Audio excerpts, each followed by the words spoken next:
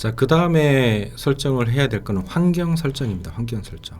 설정에 보면 환경 설정이라고 있어요. 이걸 클릭하시면 이런 화면이 뜨게 되는데, 여기서 이제 설정해야 될 게 몇 가지가 있죠. 그래서 리스트 뭐 등등이 있는데, 이거는 한번 이걸 캡처를 하신 다음에 화면 정지를 한 다음에 따라 하시면 될 것 같고, 자, 쇼핑몰명 별칭, 이거는 아이디가 있고 별칭이 있잖아요. 쇼핑몰 설정을 할 때 계정 설정에 들어가 보면 여기에 별칭이라고 이렇게 있어요. 쿠팡도 마찬가지고 별칭이라고 돼 있어요. 그럼 별칭에다가 뭘 넣어주냐, 쿠팡이라고 넣어줘도 되고 사업자를 넣어도 되고, 다 계정일 경우에 줄여서 부를 수 있는 게 있겠죠. 네이버라고 할게요. 네이버. 이렇게 적어 놓으면, 이게 저장을 하면 이게 네이버라는 게 뒤에 붙어요. 그리고 쿠팡도 여기에 보면 쿠팡이라고 하고 저장을 하면 여기에 쿠팡이라고 붙어요. 쇼핑몰 그 관리자 페이지에서 이 쿠팡이 이렇게 되게 복잡하니까 좀 더 쉽게 볼 수 있는 별칭을 줄 수 있어요. 여기엔 하기 때문에 환경 설정에서 쇼핑몰명 별칭으로 선택해 주시는 걸 추천합니다. 그리고 데이터 수집 기간은 뭐 30일 정도로 놔두면 될 것 같고요. 출고 지연 주문 기준을 누르면 결제 완료일 기준, 저는 한 2일에서 한 3일 정도 놓으면 좋을 것 같아요. 왜냐하면 이거는 내가 까먹고 내가 잊어버리고 주문을 배송을 안 넣었을 때 시스템이 경고를 해주는 거거든요. 혹시나 모를 때 놓치는 경우가 발생할 수도 있으니까 본인이 맞게 2일에서 3일 정도 넣으시면 될 것 같아요. 그 다음에 묶음 배송 기준은 기본 설정에 배송처가 빠져 있을 건데, 이거를 클릭해 주시는 걸 추천합니다. 그래서 배송처가 같은 것들끼리에 대해서 묶음 배송 정책을 한다는 내용이고요. 배송 지연 사유 기본 입력이라고 했는데, 이거는 배송 지연을 시스템에서 또 보낼 수가 있어요. 그때 넣을 수 있는 텍스트 문구인데, 이거는 여러분들이 알맞는 걸로 개정을 하시면 됩니다. 그리고 주문 리스트 원가 입력은 해놓으시면 되고, SKU, 우리가 용어가 익숙해져야 하는데, SKU라는 거는 스탠다드 키핑 유닛이라 해서 최소 재고 관리라고 보시면 돼요. 관리 단위라고 보시면 돼요. 그래서 만약에 빨강색이 있고 노란색이 있고 파란색이 있다고 할 때, A라는 상품에 이 세 가지 옵션이 있다고 볼 때, 이 각각이 SKU가 되는 거예요. SKU 단위가 되는 거예요. 이건 상품 단위가 되는 거고, 각각의 재고 관리 단위는 옵션까지 포함해서 이게 바로 SKU가 되는 겁니다. 그래서 설정으로 해놓고, 주문 자동화가 해제되어 있는데, 자, 이거를 설정으로 바꾸시고, 이거 되게 좋은 기능입니다. 일요일은 안 할 거니까, 그러면 저는 보통 9시 반 정도로 세팅을 합니다. 그러면 주문 수집을, 그러니까 발송 대기 상태로 넘기지 않고 그냥 확인만 하는 거죠. 확인만. 이것까지 하면 이제 신규 주문을 구매자가 이미 취소를 못하게 만드는 게 요 기능인 거고요.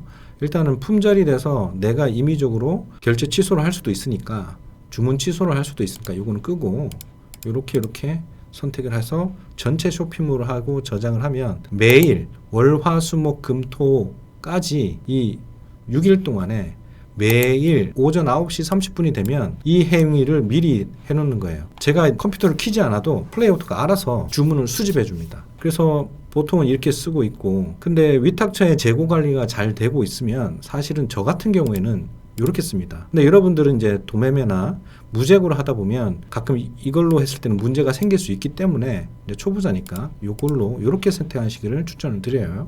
그 다음에 택배사 설정이 있는데, 설정은 정하셔서 놓으시면 됩니다. 근데 지금은 일단 중요하지 않기 때문에 해자로 일단 넣으시고요. 문의사항이 있는데, 문의사항이 플레이오토에서 어떻게 되냐면, 문의사항에 대한 답변을 단 다음에 그거를 저장을 하고 그 다음에 다시 전송을 눌러야 문의사항에 대한 답변이 쇼핑몰로 전송이 돼요. 그 이유는 각각 하나 끝날 때마다 데이터를 보내면, 쇼핑몰로 보내면 부하가 걸리니까 그렇게 만들어 놓은 기능 같은데, 저희는 또 혹시나 깜빡할 수 있으니까 두 가지 설정을 할 겁니다. 첫 번째는 내가 답변 제목 길이를 너무 길게 써서 50바이트를 넘어가는 경우에 특정 쇼핑몰에서는 전송이 안 됩니다. 그럴 때는 아예 잘라서 50바이트까지만 잘라서 강제로 전송을 해라라는 기능이고, 그 밑에 있는 것은 답변 저장과 동시에 쇼핑몰에 답변을 전송해라. 아까 말씀드린 바와 같이 답변을 저장한 다음에 전송을 또 눌러야 가는 게 정상적인데, 깜빡하고 잊어버릴 수 있으니까 저희는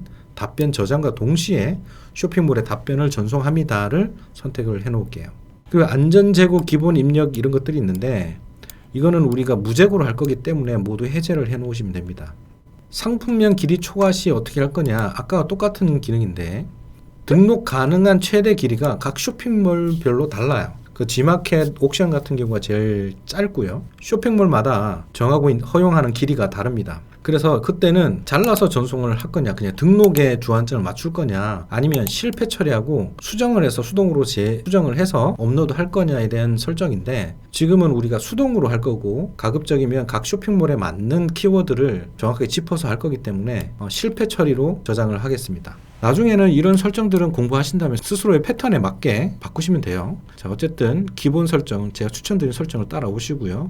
상품 종료되기 전환 일자, 이거는 해제합니다. 해제. 왜냐하면 설정을 해놓으면 쇼핑몰마다 강제로 판매 기간을 정하는 경우가 있어요. 그럴 때는 이제 15일 전에 변경 상태를 변경한다, 뭐 이런 것들이 있는데, 저희는 이제 무제고로 할 거라서 일단 해제를 합니다. 해제. 상품 리사이징이 있는데, 리사이징은 내가 등록한 대표 이미지나 추가 이미지들이 작아가지고 쇼핑몰에서 원하는 사이즈의 용량이 안 될 때, 그때는 플레이오토가 알아서 리사이징, 사이즈를 다시 맞춰준다는 얘기죠. 그래서 이미지 리사이징을 클릭해 놓으시고요.